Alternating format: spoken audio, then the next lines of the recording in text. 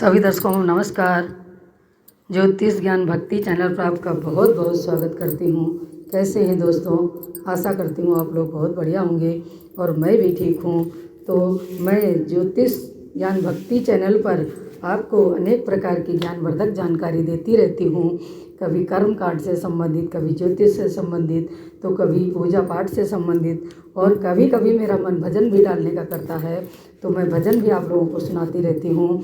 तो आज हम मर्म चिकित्सा के बारे में बताएंगे कि व्यक्ति को अपने स्वास्थ्य के संरक्षण और संवर्धन के लिए कौन कौन सी मर्म चिकित्सा करनी चाहिए जिससे व्यक्ति स्वस्थ और दीर्घायु बना रहे। तो स्वास्थ्य रक्षण और संवर्धन के लिए प्रतिदिन मर्म चिकित्सा करना आवश्यक है। आज के अत्यंत व्यस्त दिनचर्या में व्यायाम के लिए समय निकालना संभव नहीं हो पाता है। साथ ही जीवनचर्या में परिवर्तन होने से रोगों के भी अधिक बढ़ने लगते हैं, तो उनके बचाव के लिए हमें मर्म चिकित्सा अवश्य करनी चाहिए। तो ये मर्म चिकित्सा क्या है? इसके लिए कहते हैं प्रातःकाल मल त्याग एवं स्नानोपरांत एवं सायंकाल व्यक्ति को सुखासन पद्मासन में मेरुदंड को सीधा करके बैठना चाहिए। सुख पूर्वक बैठने के पश्चात संपूर्ण शरीर को शिथिल करने और ऊर्जा को प्रवाह समयक रूप से होने के लिए गहरी गहरी सांसें लेनी चाहिए और यह क्रिया 10 से 15 मिनट अवश्य करनी चाहिए। दूसरा कार्य है कि मर्म चिकित्सा से पूर्व ढीले कपड़े पहनना चाहिए, विशेष रूप से जुराब, अंडरवियर, टाई या इससे द्वारा शरीर के ऊपर कोई भी दबाव नहीं पड़ना चाहिए। जो आप वस्त्र शरीर पर धारण करते हैं तो जिस समय आप ये क्रिया कर रहे हैं उस समय आपके शरीर पर किसी प्रकार का दबाव नहीं पड़ना चाहिए, इसलिए ढीले वस्त्र पहनकर ही ये क्रिया करें।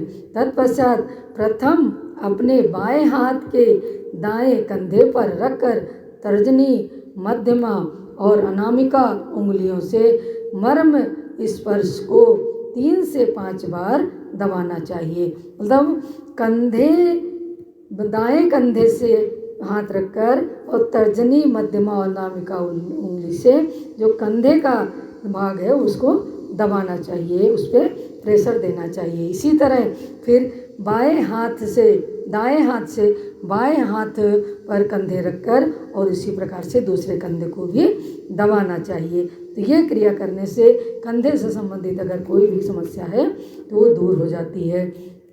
तीसरा है अंश मर्म के पश्चात व्यक्ति के द्वारा बाएं हाथ की उंगलियों द्वारा दाएं ऊपरी बाहु के अणि उर्वी कूर पर वस्ति, इंद्रवस्ति, मणिबंध, कूर्मशिर, कूर्च और क्षिप्र प्रत्येक मर्म को कम से कम 3 से 5 बार दबाना चाहिए। मतलब उड़ीबंध, उर्वी, कुरकूर, कंधे और जो गर्दन के हिस्से का भाग है उसको 3 से 5 बार उंगलियों के द्वारा दबाना चाहिए। दाईं और बाईं दोनों उंगलियों से बारी बारी से 5 से बार दबाना चाहिए।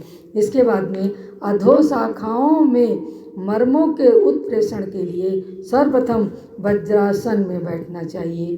फिर एक टांग को सीधा फैलाना चाहिए। मेरुदंड को सीधा रखते हुए सामान्य श्वास प्रक्रिया की क्रिया करते हुए मर्म उत्प्रेषण जंघा से नीचे की ओर करना चाहिए। इसका क्रम ध्यान रहे दोनों एड़ियाँ कुकुर कुंदरास्थि को स्पर्श करती रहें, कुकुंदरास्थि को स्पर्श करती रहें। कमर को ऊपर उठाते हुए पुनः नितंब की एड़ियों पर रखना चाहिए। ये क्रिया भी 3 से 4 बार दोहरानी चाहिए। इसके पश्चात टांगों को 45 अंश के कोण पर सीधा फैलाकर मर्म उत्प्रेषण जंघा से नीचे की ओर प्रारंभ करना चाहिए। उर्वी, आड़ी, जानु, इंद्रवस्ति, कुल्प, कूर्च सिर, कूर्च तल, हृदय और क्षिप्र मर्म को क्रमशः दोनों हाथों की उंगलियों, अंगूठे तथा हस्त तल से आवश्यकता अनुसार उत्प्रेषित करना चाहिए।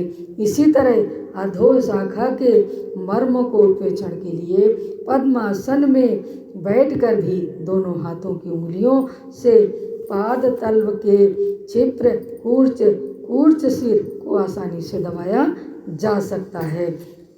कुर्सी या बिस्तर पर पैर लटकाकर बैठने पर एक टांग को दूसरी जंघा पर रखकर भी अधो शाखा के मर्मों की विशेष रूप से जुल्फ मर्म को प्रेरित किया जा सकता है। तो अधो शाखा के अन्य मर्मों को प्रेषित करने हेतु वज्रासन और सुप्त वज्रासन करना चाहिए। इससे उदर से संबंधित जो विकार हैं वो दूर हो जाते हैं।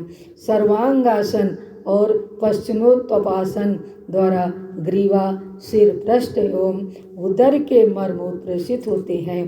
प्रतिदिन इन मर्म स्थानों पर बादाम रोगन या भातनाशक तेल द्वारा मालिश अवश्य करनी चाहिए। इससे शरीर स्वस्थ रहता है, दीर्घायु रहता है। तो यह क्रियाएं व्यक्ति को अवश्य करनी चाहिए।